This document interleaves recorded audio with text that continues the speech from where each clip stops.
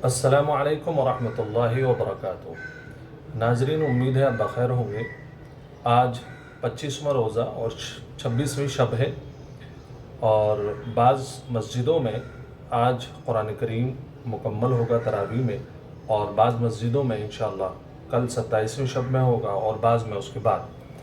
अभी मेरे पास कई लोगों के फ़ोन आ रहे हैं कि हमें ये बता दीजिए कि इमाम साहब को तरावी मुकम्मल होने पर कोई हदिया दे सकते हैं या नहीं, क्योंकि और बाज़ लोग कह रहे हैं कि तरावी की उजरत देना नाजायज़ और हराम है, और बाज़ लोग हमसे चंदा कर रहे हैं।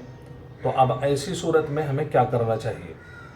तो जवाबन अर्ज़ ये है कि इसका जवाब तो थोड़ा सा तवील होगा, लेकिन आपको सुनना होगा। हाँ, ये बात ठीक है कि तरावीह की उजरत देना नाजायज़ और हराम है, लेकिन दूसरी बात एक ये समझें आप, किसी भी मुसलमान को हदिया देना ये नाजायज़ और हराम नहीं है।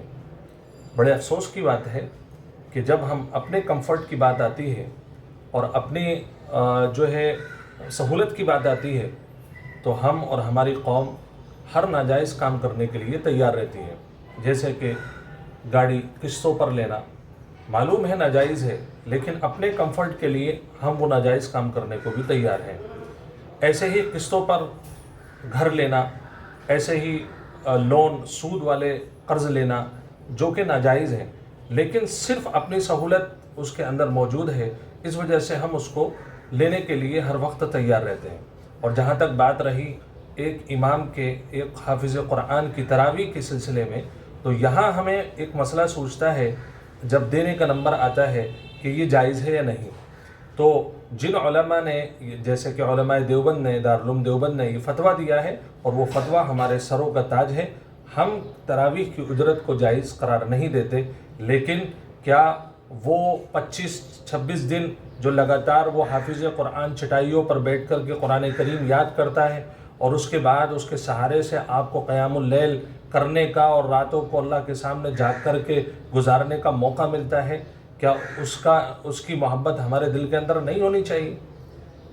क्या हम अपने माल से किसी मुसलमान को और हाफिज़ कुरान को हदिया नहीं दे सकते? हम अपने हाफिज़ कुरान की सहूलत का ख्याल नहीं रख सकते? हालांकि रखना चाहिए। मस्जिदों के इमामों का ख्याल, तरावी पढ़ाने वालों का ख्याल, उलमा और खुद्दाम का ख्याल, इन सब का ख्याल हमें रखना होगा, ताकि जैसे अल्लाह ने हमें सहूलतें दी हैं, हम दूसरों को वो सहूलतें बाँटें। इंशाअल्लाह हम दूसरों के लिए, ख़ास तौर पर उलमा के लिए अगर हम सहूलतें मुहैया कराएंगे, अल्लाह तबारक व तआला हमारे रोज़गार में बरकत देगा।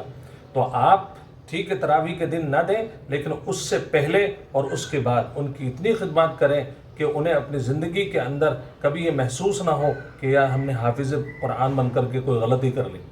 अल्लाह तबारक व तआला हमें हुफ़्फ़ाज़ की और उलमा की कदर करने की तौफ़ीक़ नसीब फ़रमाए। और जो लोग ये मेहनतें कर रहे हैं, ख़ास तौर पर मस्जिदों के अंदर जो खादिम लोग हैं, मुअज़्ज़िनीन हैं, इन लोगों का ख़ास ख्याल रखें आप, इसलिए कि आप दीन के खादिमों का ख्याल रखेंगे और दीन का जो मालिक हम रब्बे कायनात है वो इंशाअल्लाह हमारा ख्याल रखेगा। अल्लाह तबारक व तआला हमें अपने दीन के मुताबिक अमल करने की तौफ़ीक़ नसीब फ़रमाए। अस्सलामु अलैकुम व रहमतुल्लाह।